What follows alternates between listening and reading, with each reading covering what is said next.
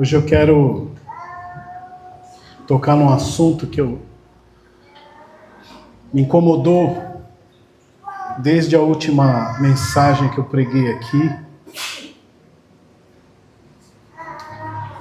Eu falei sobre aceitar a Cristo, que eu não gosto dessa expressão. Aceitar a Cristo. Eu expliquei por quê. Porque muita gente que aceita não crê. E se aceita e não crê, não obedece. E aí volta para o caminho que estava. Então, irmãos, eu quero ler com vocês o texto inicial que está em Isaías 61, versículo 1 e 2. O título da mensagem dessa noite é O Ano Aceitável do Senhor.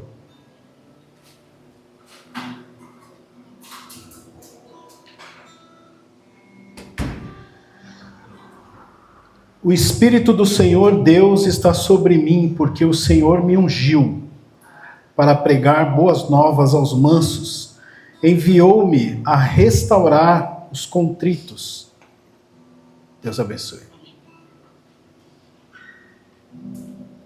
De coração, e proclamar a liberdade aos cativos, e a abertura de prisão aos presos, e apregoar o ano aceitável do Senhor, e o dia da vingança do nosso Deus, a consolar todos os tristes. Amém? Eu não vou pedir para vocês ficarem em pé, mas curvem suas cabeças, vamos fazer uma oração. Senhor, meu Deus e meu Pai, em nome de Jesus, aquele que é autor e consumador da nossa fé, que o Teu Santo Espírito, Senhor, esteja aqui, como esteve desde o início dessa noite, nos louvores, nas ministrações, que o Senhor possa falar conosco nessa noite, Senhor, para que possamos entender o que é o ano aceitável do Senhor, para que possamos aprender, Senhor, como é que nós, que fazemos parte do corpo, podemos levar essa mensagem para outras pessoas que precisam entender o que é o ano aceitável do Senhor.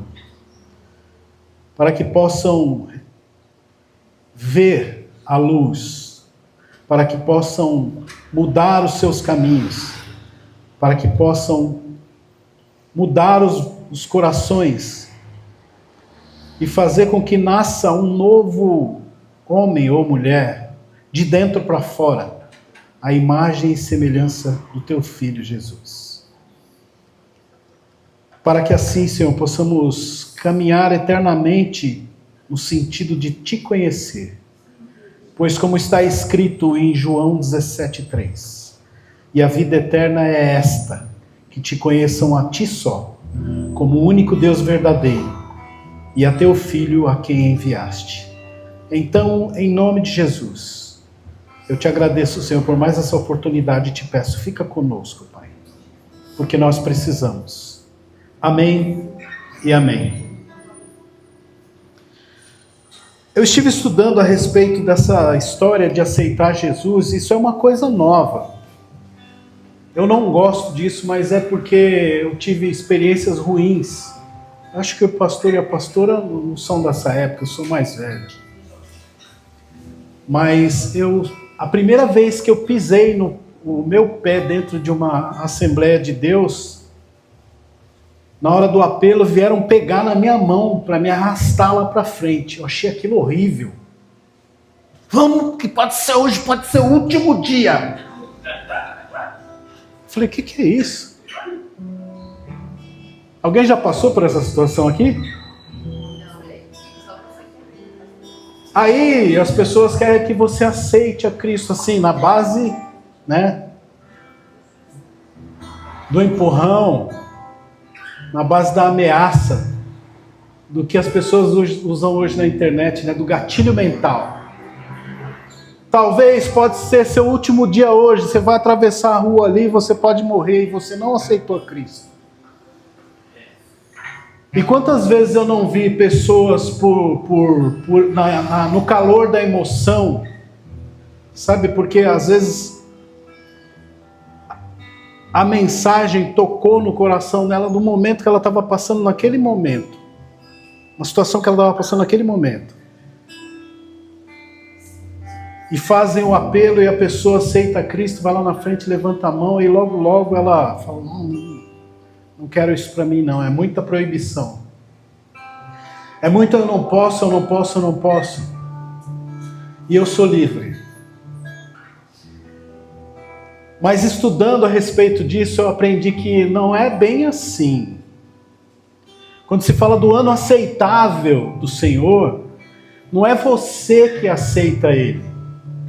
O ano aceitável, segundo o hebraico bíblico, está falando a janela de aceitação do Senhor àqueles que creem em Cristo. É diferente. É o ano favorável.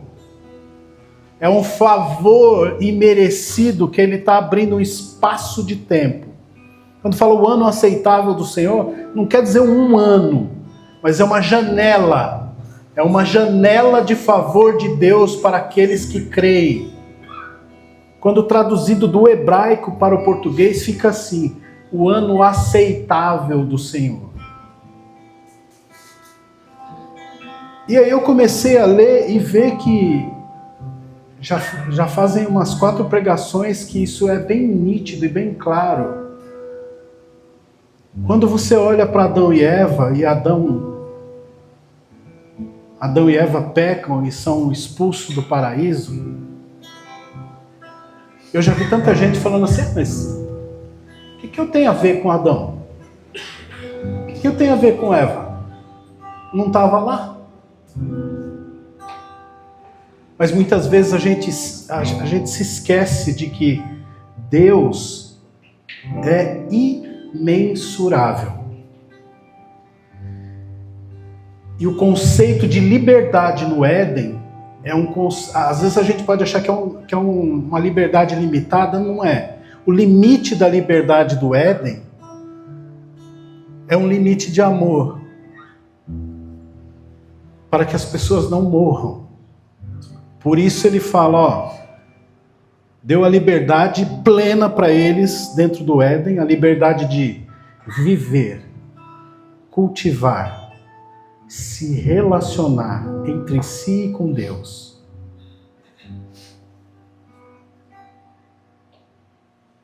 E obedecer. Só que quando Eva tem contato com aquele ser,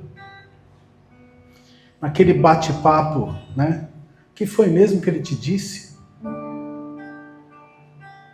E o que pode chocar a muitos, a tradução do hebraico para a serpente, aquela serpente era um guardião. E a serpente convence ela, falou, se você comer, você vai ficar igual ele. Mas não falou como. Como? Como vou ficar igual? Conhecer o bem e o mal é uma coisa. Ter contato com o mal. Porque com o bem eles já tinham. Ter contato com o mal vão abrir caminhos que você pode não dar conta. Vou dar alguns exemplos aqui. O jovem que tem uma família boa, tem um pai, tem uma mãe que os ama, fala, filho, não faz isso. Filho, não faz aquilo. Filho, não se envolve com o que você não conhece. Cuidado com as drogas. Aí ele conhece o amigo, o guardião da escola, a serpente, que fala assim, você já cheirou uma coca? Não. Não, mas meu pai falou que eu não posso. Ele falou, não, mas ele não precisa ficar sabendo. Vamos só experimentar. Vou me colocar no lugar desse rapaz.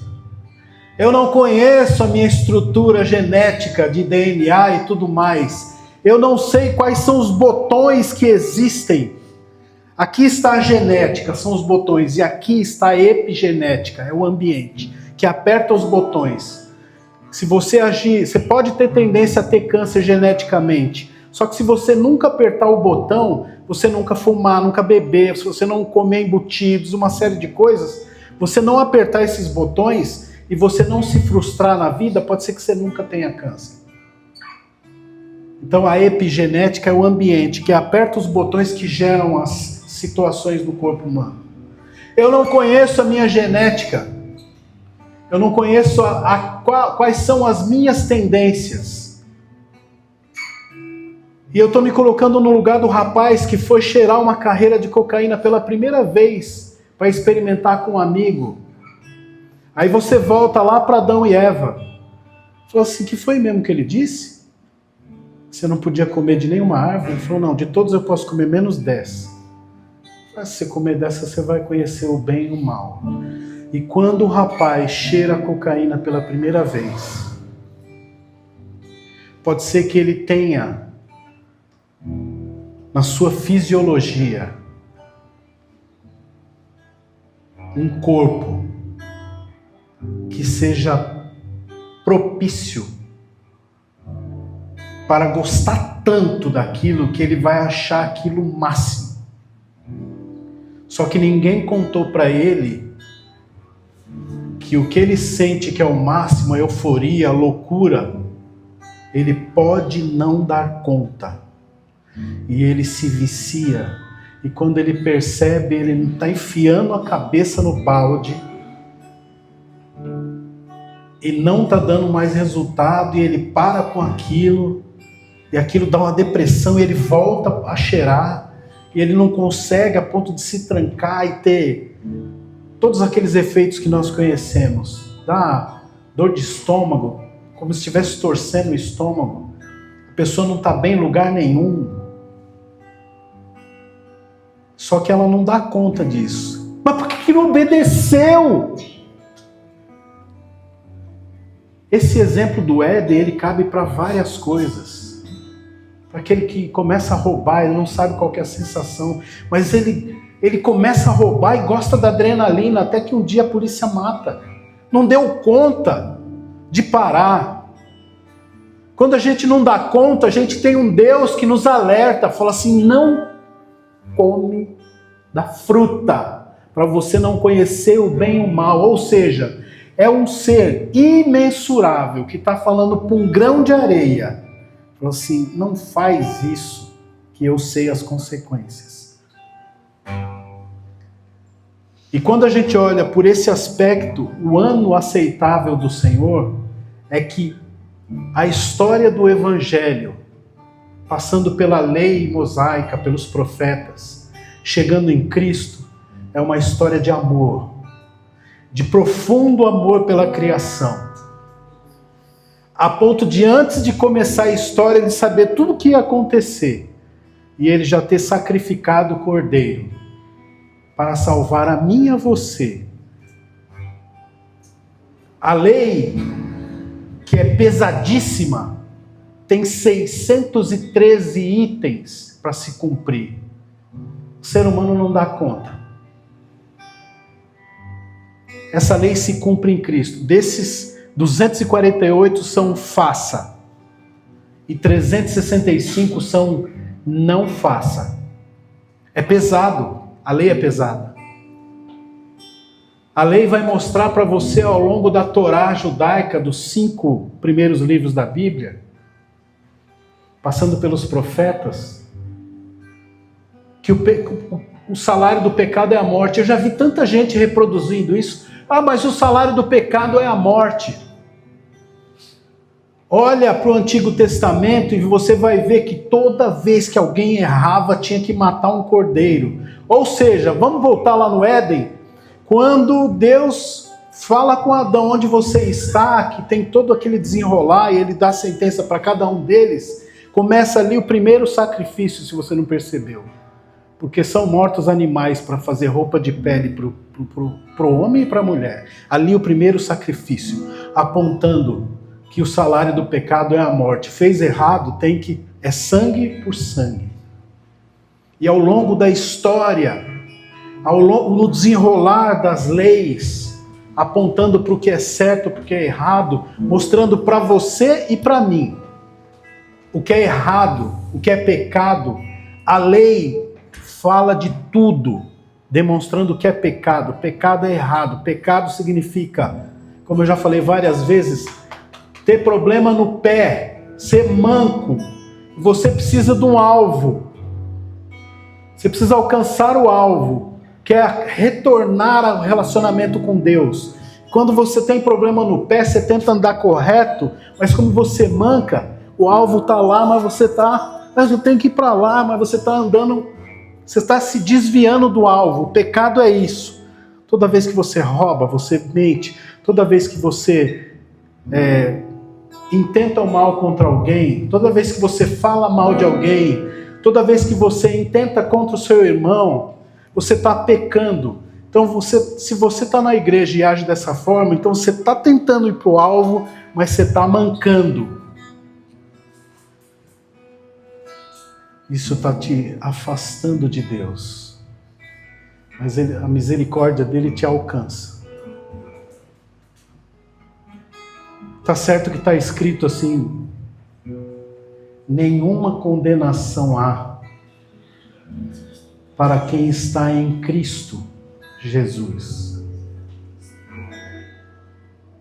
Mas atentem para o texto: nenhuma condenação há para quem está em Cristo. Ou seja, para aquele que está nascendo de novo e abandonando o pecado. Sobre esse, nenhuma condenação há. Pode ser que no decorrer de nossas vidas nós passemos por situações iguais ao apóstolo Paulo, a ponto de dizer: quando eu acho que eu estou fazendo certo, eu estou fazendo errado. E quando eu acho que eu estou fazendo errado, eu estou fazendo certo. São as nossas dúvidas, não é, pastor? Nossas dúvidas. Então, um ano aceitável do Senhor é uma lacuna de favor imerecido de Deus para conosco.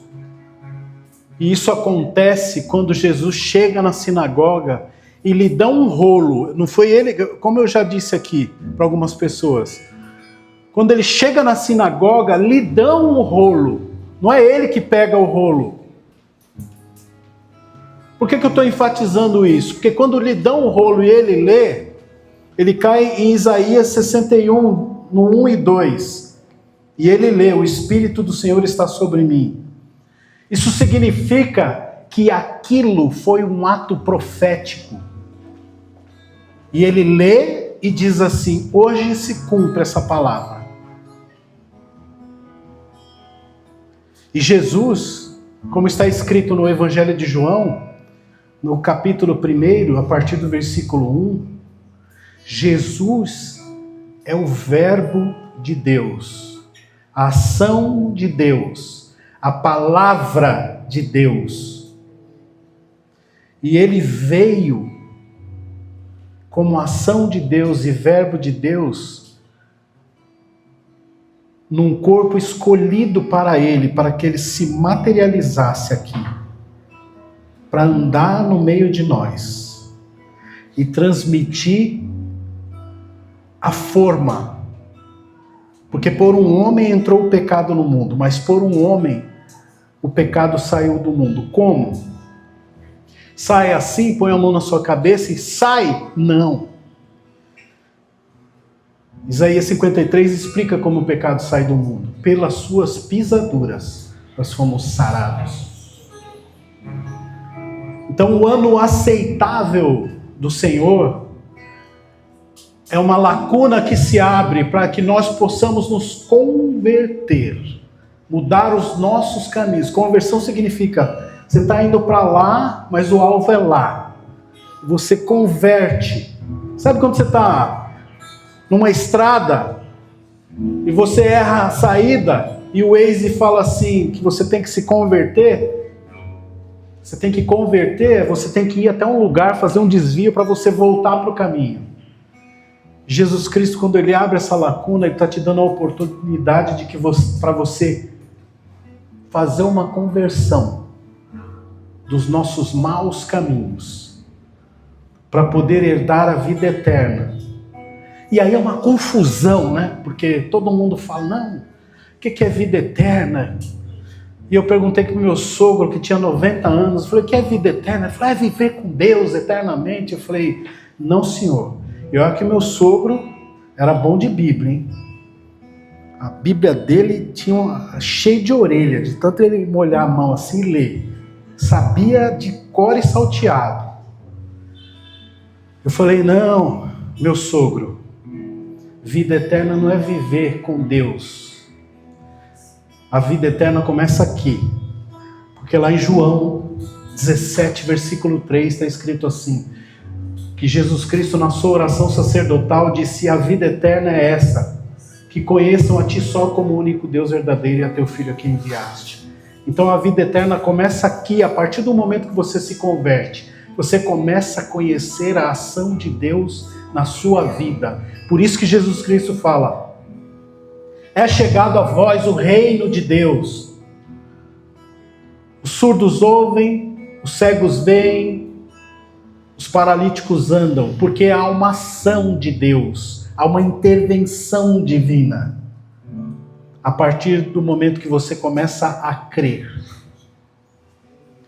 Então essa lacuna vai te conduzir a uma vida em abundância. Tem muita gente que vem para a igreja, vem para o evangelho e vive uma vida de reclamação. Ai, mas nada dá certo, ai, mas como é difícil, ai, mas isso e aquilo. E reclama, e reclama, e reclama, sendo que nós temos é que agradecer todos os dias por tão grande favor imerecido que nós recebemos. Quando nós oramos em profunda angústia, eu não sei o que você está passando aqui, mas você já experimentou, quando você estiver passando por uma profunda angústia, estiver com um problema que você acha que é insolúvel, já experimentou não fazer uma oração aberta? Oh, Senhor, me abençoa. Não faça isso. Faça uma oração específica para a situação que você está passando. Seja claro. Fale com Deus. No meu trabalho, quantas vezes eu estava assim, arrancando os cabelos da cabeça, com problema, eu orava, e oro até hoje, falei, Senhor, eu já tentei de tudo, e eu não consigo achar essa solução. E aí vem essa palavra maligna, né, que a gente repete sempre, do nada.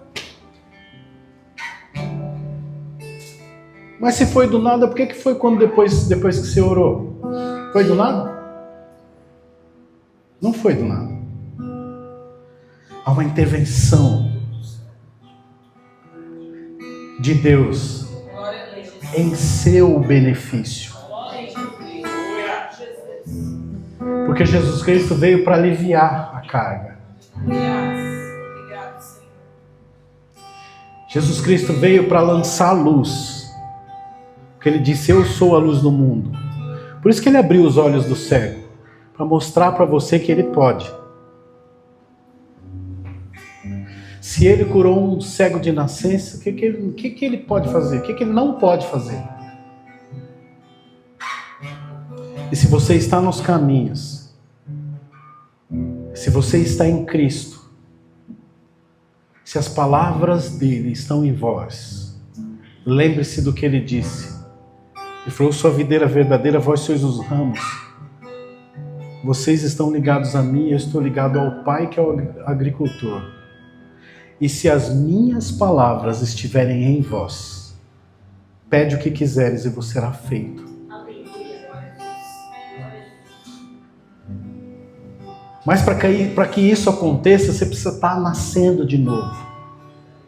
Porque esse pede o que quer e você não pode ser movido por ganância, por egoísmo, por orgulho, por altivez. Tem que ser movido por humildade. Você tem que ser movido por entrega. Você tem que ser movido por submissão. Você tem que ser movido por entregar a sua vida a Cristo e falar: Senhor, entrego o senhorio da minha vida a Ti. Glória a Deus. Para que o Senhor possa conduzir os meus caminhos. Aleluia, Jesus. Glória a Ti. Para que o Senhor possa abrir os meus olhos. Para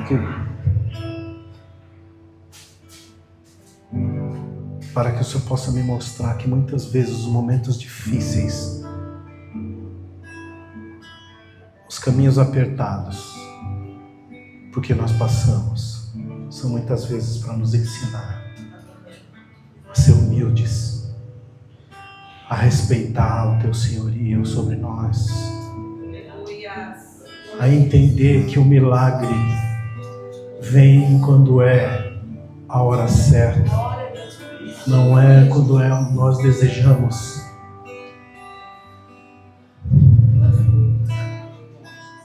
É muitas vezes entender que o dia mau pode chegar e que ainda Deus é Deus. Ele é soberano. E se o dia mau chegar, nós temos que ter consciência de que não estamos sós. De que Deus é um Deus de companhia. Ele há de passar contigo. Ele vai te dar forças. E você vai aprender com o dia mau. E do outro lado você vai chegar numa nova criatura. Mais perto da imagem e semelhança de Deus. Jesus. Eu costumo dizer o que é bem desagradável, que algum dia na sua vida você pode encontrar com Jesus e Ele pode estar suando sangue. E talvez você pode estar olhando no espelho. Você já está refletindo a imagem dele no espelho e você está suando sangue. Aí você vai lembrar: se meu mestre passou por isso, eu também posso passar.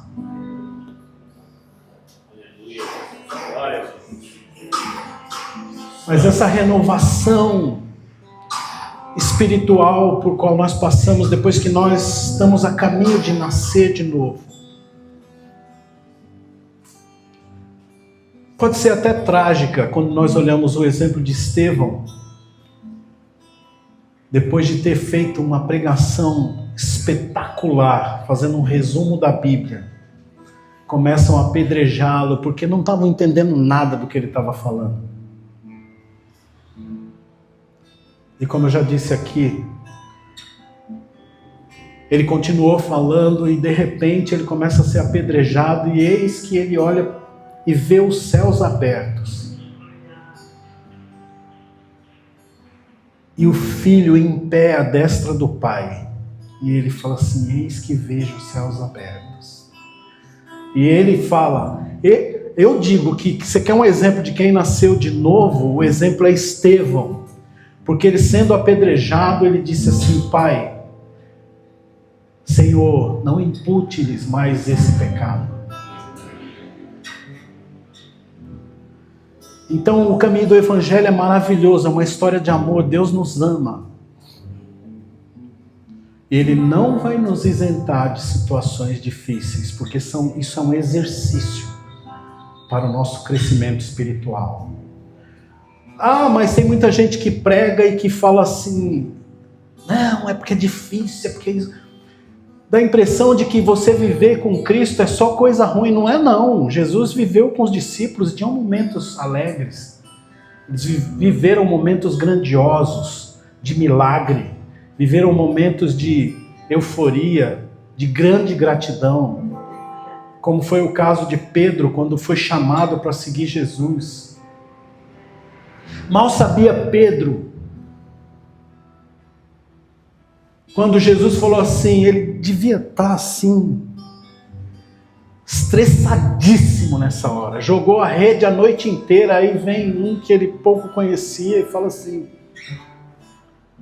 joga a rede mais uma vez. E ele jogou e quase afundou 2 barcos. Agora eu quero que vocês entendam uma coisa. Quando Pedro recebeu aquela pesca milagrosa, ele desce do barco e fala com Jesus, e Jesus fala, vem, segue-me. Vou te fazer um pescador de homens.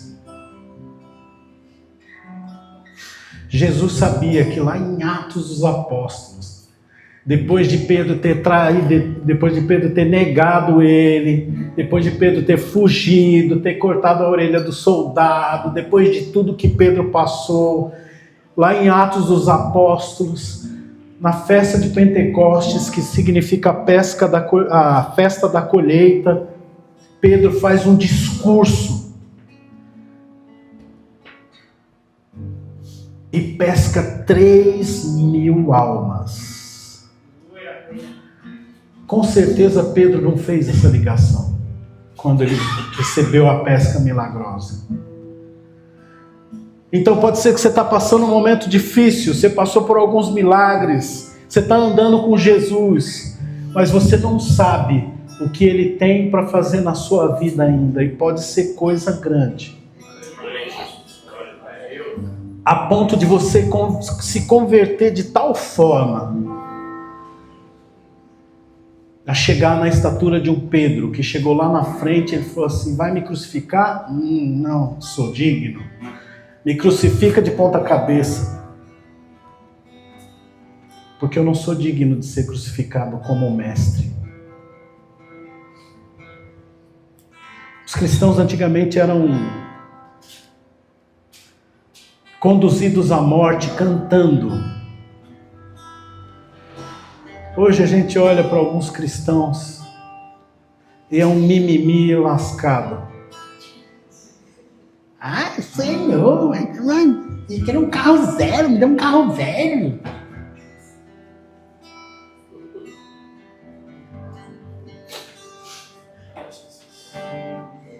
A minha mulher estava conversando comigo hoje e ela passou por uma situação que a gente viveu há muito tempo atrás. A gente ouviu uma mensagem. O pastor disse que foi uma irmã da igreja, estava com câncer.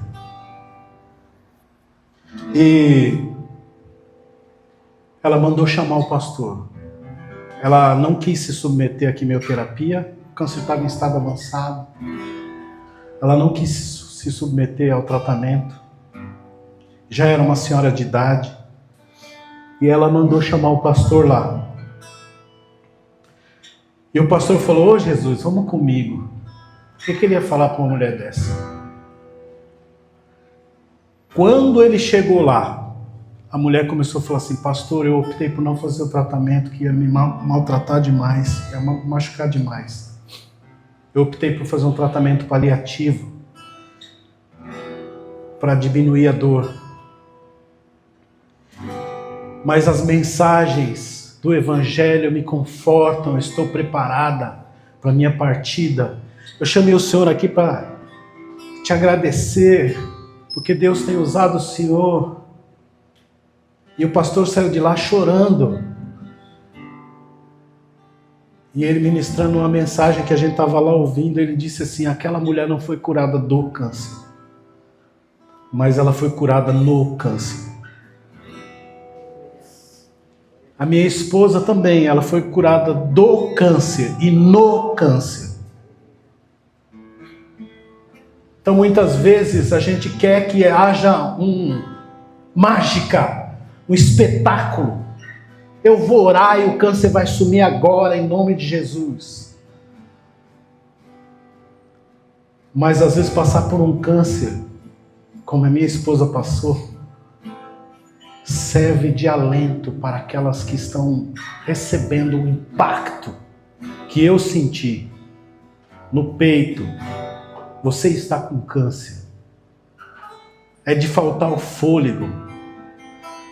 Mas eu falei para minha mulher assim, falei, agora não é hora da gente baixar a cabeça. Agora é hora de definitivamente dizer se a gente realmente crê ou não crê.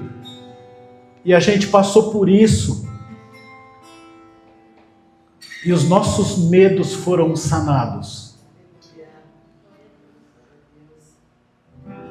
E as situações foram acontecendo. Deus foi abrindo as portas. E ela foi se tratando. Não é fácil passar por um tratamento quimioterápico. Nem radioterápico. Não é fácil. Eu estive em todos. Com ela. E quantas mulheres não falaram que quando o marido descobriu que elas estavam com câncer, abandonava as mulheres. E eu estava lá com a minha mulher, mas nós não estávamos sós. A gente estava com Cristo. A ponto da minha mulher ir tomar quimioterapia e ter um enfermeiro que falou para ela assim, isso aqui é unção de Jeová, vai entrar na sua corrente sanguínea e vai te curar. E de fato, depois do exame, pós-cirurgia e pós-tratamento, falaram para minha esposa que ela já não tinha mais tumor nenhum. E isso serve para contar o testemunho para aquelas pessoas que estão com o coração apertado, receberam um diagnóstico. Se você receber um diagnóstico desses, não perca a sua cabeça. Saiba que você tem a companhia de Cristo. Saiba que se hoje não fosse o Espírito Santo que estivesse conosco, como Ele está, mas se fosse Cristo que estivesse aqui, certamente Ele não estaria nos púlpitos das igrejas. Certamente Ele estaria nas cadeias. Certamente Ele estaria nos hospitais. Aquelas pessoas no último momento de vida, pedindo a misericórdia de Deus, certamente Ele estaria lá. Aleluia. Pegando na mão dessas pessoas. Certamente Ele estaria mudando o coração das pessoas para que elas pudessem ver o reino. Para que elas pudessem entrar no reino.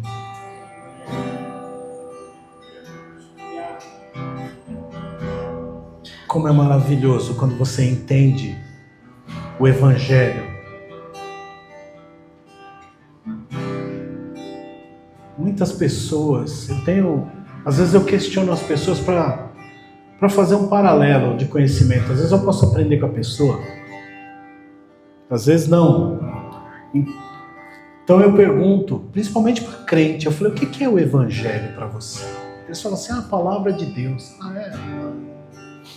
Mas o Evangelho não é uma boa notícia? Também não. O Evangelho é boa notícia. Jesus veio com esse papel, trazer uma boa notícia. Povo sobrecarregado, impostos pesados, gente doente, miséria em Israel na época, sabe? Sob o jugo de Roma. Os israelenses eram tratados como lixo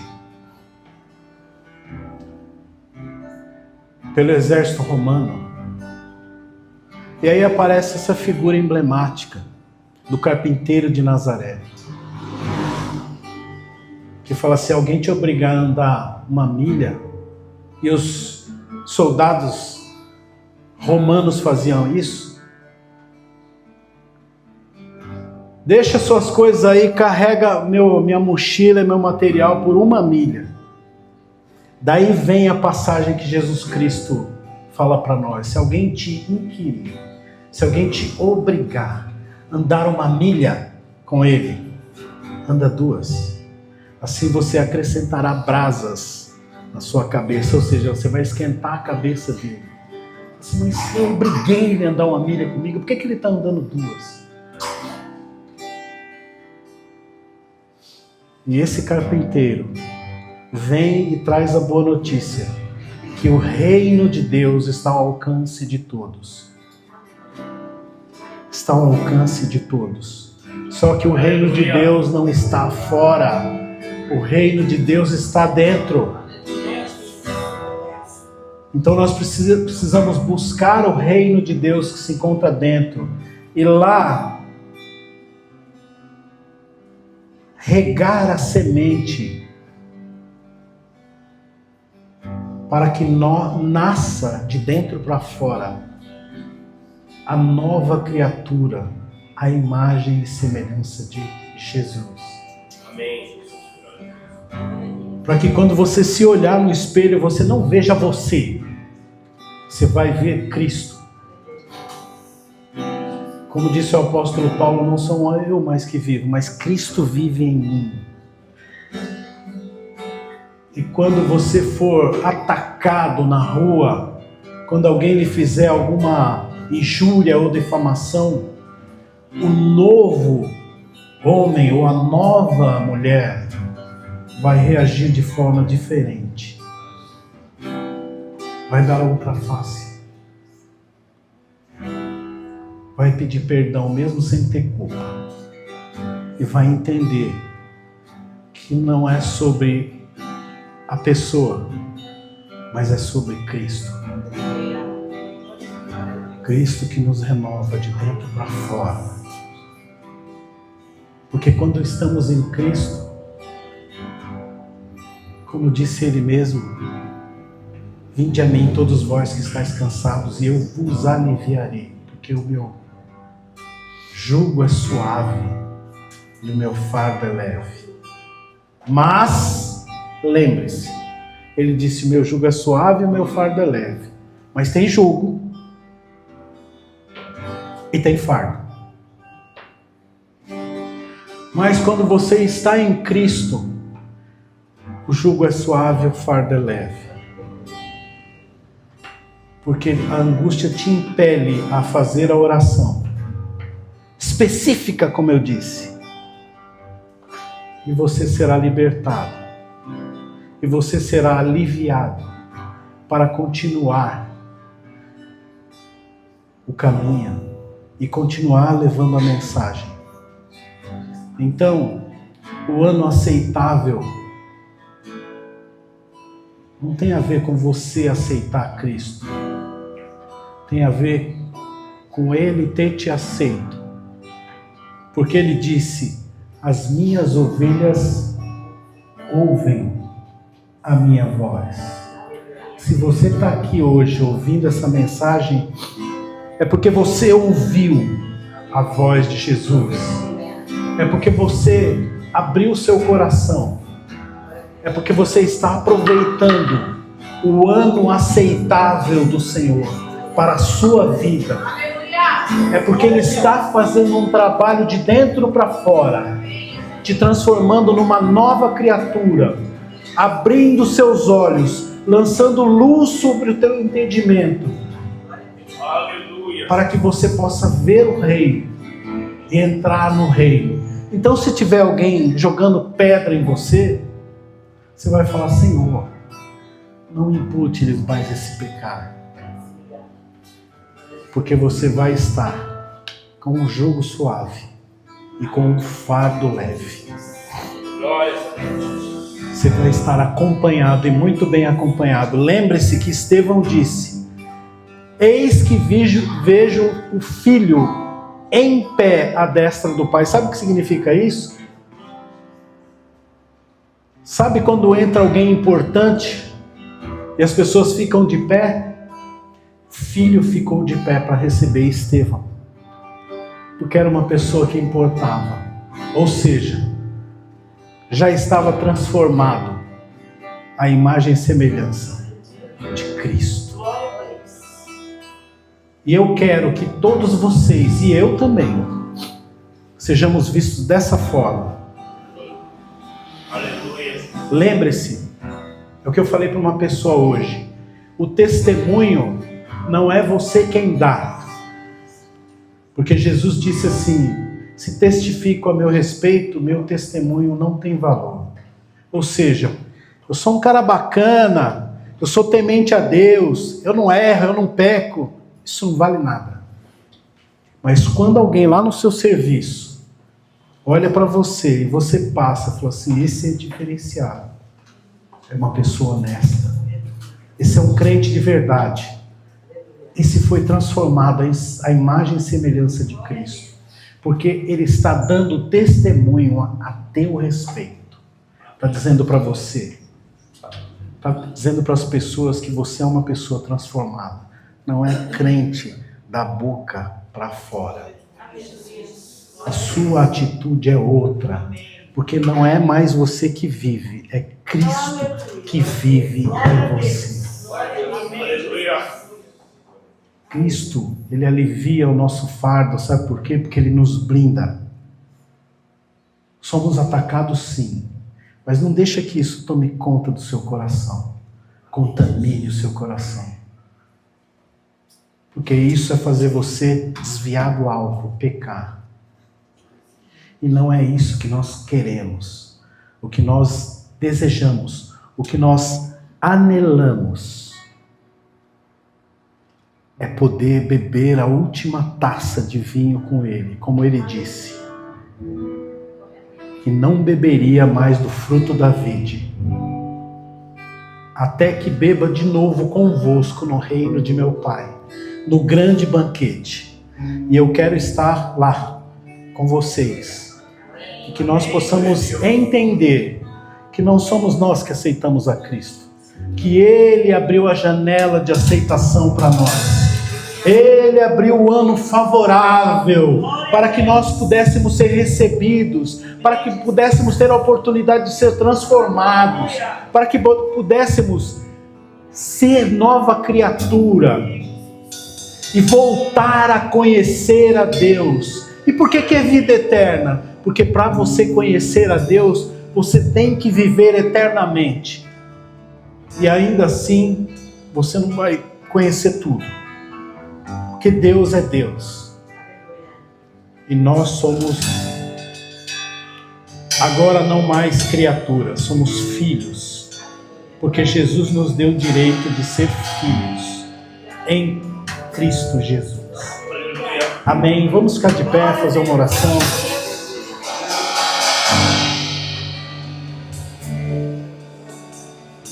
Glorioso Deus e eterno Pai, te agradecemos, Senhor, por todos os dias ter a oportunidade de poder aprender um pouco mais, Senhor. Ter a oportunidade de sentir a Tua presença, a oportunidade de ver a Tua ação no nosso meio, nos transformando, modificando os nossos corações, tirando o coração de pedra e colocando um coração de carne, fazendo que possamos dar frutos, Senhor, alcançando outras pessoas que necessitam, que estão sedentos pela palavra e nem sabem, que possamos dar frutos, Senhor, que possamos ser fonte da água que jorra para a vida eterna, para o conhecimento de Deus, para os aflitos, para os cansados, para os perdidos, para os viciados, para os presos pelo pecado. Então eu te agradeço, Senhor, pelo teu imenso amor e pela tua imensa misericórdia que alcançou todos nós. Em nome de Jesus, Pai, eu te agradeço. Amém e amém.